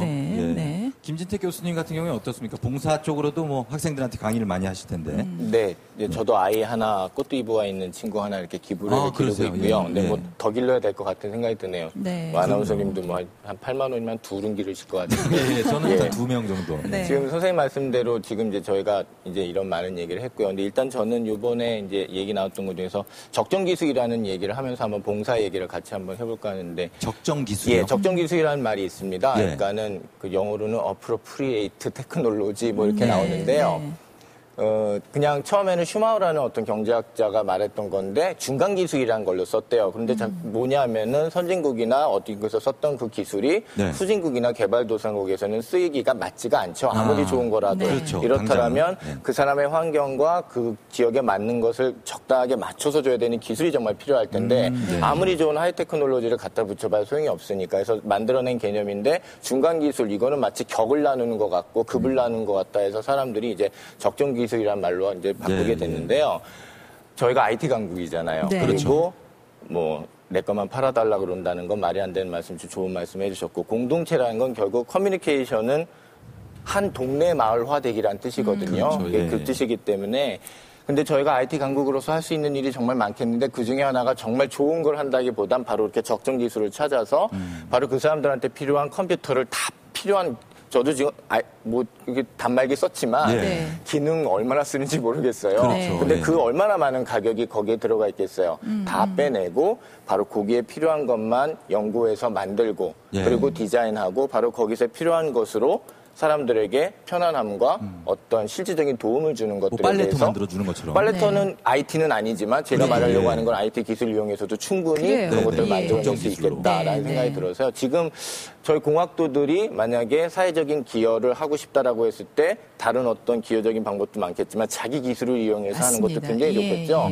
그래서 그런 부분을 많이 생각해보고 한 가지만 더 붙이면 그저 단순히 기부한다, 뭐 한다라는 것에 멈추지 말고 이거를 사회적 기업화해서 함께 나누는 방식의 경제적인 어떤 모델도 창출해내는 것도 우리들이 갖고 있는 굉장히 저력을 쓸 수 있는 것이라고 생각이 드네요. 네, 고정민 교수님도. 네, 저도 이제 같은 생각인데요. 우리나라가 일방적으로 해외에 뭐 수출한다거나 이런 경제적인 측면뿐만이 아니라 우리가 상대국을 도와준다는 그런 생각을 많이 해야 될 것 같아요. 요새 뭐 재능 기부 뭐 여러 가지 얘기들을 하고 있는데 문화 기부라는 것도 있거든요. 그래서 이제 저희들이 이제 우리나라의 어떤 고유의 문화라든가 여러 가지 그런 문화들을 해외에 나가서 또 교육도 시키고 또 무료로 우리나라 뭐 드라마라든가 아니면 순수 예술을 우리 비디오로 해가지고 나눠주기도 하고 이런 여러 가지 활동들을 할 수가 있습니다. 옛날에 우리가 그 농촌에 가서 그 농촌 활동, 봉사 활동 한다고 그러잖아요. 그런 거 많이 했죠. 노홍할. 그런 것처럼 우리도 이제 문화 어떤 파견대를 해외에 보내서 그런 문화 교육이라든가 문화 봉사를 좀 했으면 좋겠다는 그런 생각이 듭니다. 좋은 말씀이시네요. 네. 계속 강조하셨던 따뜻한 배려, 나눔 이렇게 오늘 이어지는 컨센서스가 생겼습니다. 그러니까 여러분들이 다 이렇게 이제 정이란 데 핵심을 가지고 있고요. 저도 그 단어를 지금 생각했어요. 정이다. 우리의 경쟁력이 정이구나. 그게 하려고 그거를 이제 좀 더 세계적으로 가려면 한 가지 우리가 이해해야 될 단어가 쉐어리즘이에요. 쉐어리즘. 공유 경제라는 게 있습니다. 공유 경제. 그러니까 나눈다는 게 꼭 기부하는 거에서 국한되는 게 아니라 그야말로 주고받는 공유 경제인데 쉐어리즘이 어떻게 탄생했는가를 보면 되게 재밌어요. 어떻게요? 미국의 초등학교 애들이 만든 트렌드예요. 그래요? 그게 이제 SNS 시대가 되니까 소셜 네트워크 서비스 시대가 되니까 애들이 학교 가서 많은 걸 줄수록 친구들이 많이 생기고 받아요. 그것에서 착안해서 사람들이 만든 말이 공유 경제가 되는데 지금 SNS 시대에는 이게 그 확산 속도가 옛날처럼 쌍방통액이 아니라 완전히 글로벌하게 가기 때문에 나눔이라는 것을 저는 기부에서 국한하지 말고 재능과 기술과 디자인과 모든 경쟁력을 세계인이 나누게 하자. 그게 거대한 경제 정책이 됐으면 좋겠습니다. 지금 말씀하신 이제 오늘의 컨센서스라고 얘기하신 거 한류 대전환의 어떤 컨셉 안에 우리나라에만 있는 단어라고 해요. 찾아보진 않으셨으면 좋겠어요. 근데 지난해 저희 퀴즈 온 코리아라고 한국 알기 퀴즈대 이제 매년 했었죠. 우리나라에서 하는데 거기에 마지막 문제, 우승을 가른 문제 답이 정이었거든요. 정이었어요. 한국에만 있는 단어고 해외에는 없어서 정이라는 말 그대로 올라와 있대요. 우리가 가진 그런 정이라는 것이 결국은 해외에서 디자인도 나오게 하고 지금 봉사도 나오게 하고 잊지 말아야 할 핵심 키워드가 아닌가 싶습니다. 저희 네 분께 짧게 여쭤보고 싶은 게 그런 모든 것을 위해서 앞으로 나아가는 한류를 위해서 저희가 뭘 해야 되는가? 저희가 이제 KBS가 공영방송으로서의 역할이 또 따로 있거든요.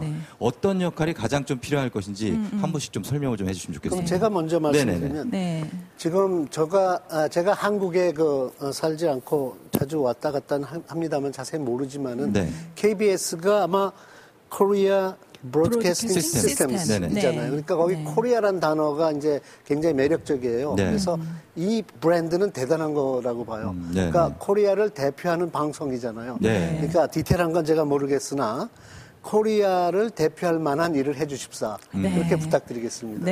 알겠습니다. 그리고 저는 오랫동안 홍대 앞 언더그라운드 문화, 지금은 인디 문화라고 이야기해지는데 그때 생각을 많이 했습니다. 왜 공영방송이 KBS 같은 곳이 우리와 같은 사람들을 주목하지 않을까라는 거거든요. 저는 앞으로도 이렇게 보이지 않는 것, 그렇게 드러나지 않는 것들을 드러내게끔 그리고 주인공으로 만들어서 한류의 바람까지 갈 수 있게 만드는 그런 역할들을 해주셨으면 좋겠습니다. 9월 9일에 홍대 앞으로 가겠습니다. 나이 없는 나라에. 나이 없는 나라.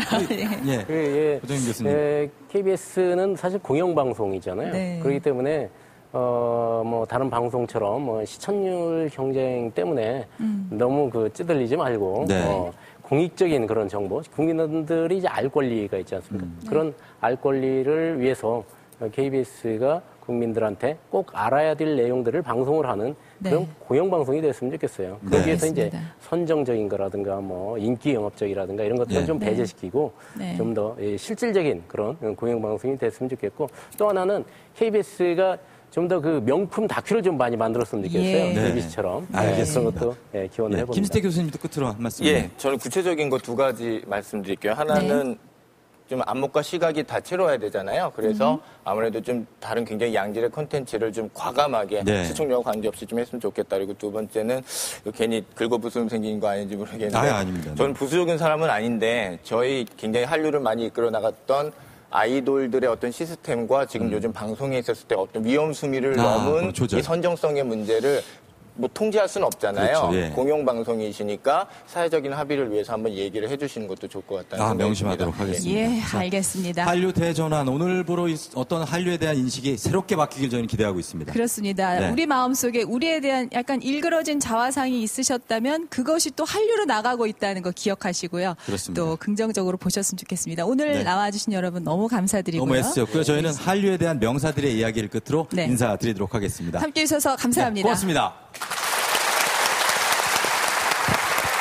한국의 문화적인 모습, 그걸 통해서 우리가 현대를 또 패션을 통해서 보여주는 것도 있고, 또 거기에서 음악까지 같이 있다 보니까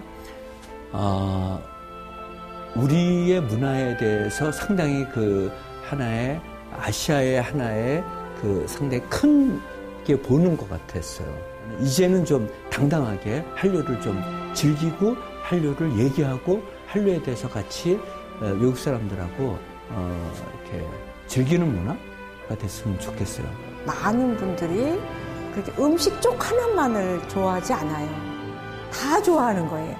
한국 복식, 한국 음식, 또 멋지게 세워놓은 그런 한옥, 한국의 집, 한국의 문화, 한국의 음악, 한국의 무용, 뭐 이런 모든 것을 다 좋아했어요. 이게 좀 더 지속적이고 일시적인 현상이 아니라 앞으로 정말 그 뿌리 깊은 그 세종대왕이 얘기한 뿌리 깊은 나무는 바람에 흔들리지 않는다. 또 뭐 샘이 깊은 물은 감으로도 그치지가 않는다는 것처럼 한류가 그렇게 돼야 되겠거든요. 그러기 위해서는 이게 우리나라 자체가 정부도 그렇고 또 예술가들이라든가 일반 사람들도 그렇고 이 한류를 좀 더 깊이 있고 잘 우리나라에서 잘 가다듬어 나가야 될 것 같아요. 지금부터 우리가 할 일은 연예 계통이든 하나의 작가든 과학이든 너무 그 한 개인의 업적이나 개인의 한 상상력을 민족 전체를 대표하는 것처럼 무거운 짐을 짊어지지 말라는 거예요. 그러니까 이제는 슈퍼 개인들이에요. 잘 알다시피 요즘에는 어떤 국가, 민족과 맞설 만한 개인들이 있는 거예요. 개인 하나가. 더군다나 정부화 시대이기 때문에 한 사람이 나라 전체와 싸울 수도 있는 거예요. 이러한 무서운 그 초개인, 상상하지 못했던 그 거인화된 개인, 이것을 지금부터 우리가 어떻게 개개인이 책임지고 가져갈 거냐, 이것이 큰 과제라고 봐요. 그러니까 한 사람 한 사람이 살아있어야 돼요.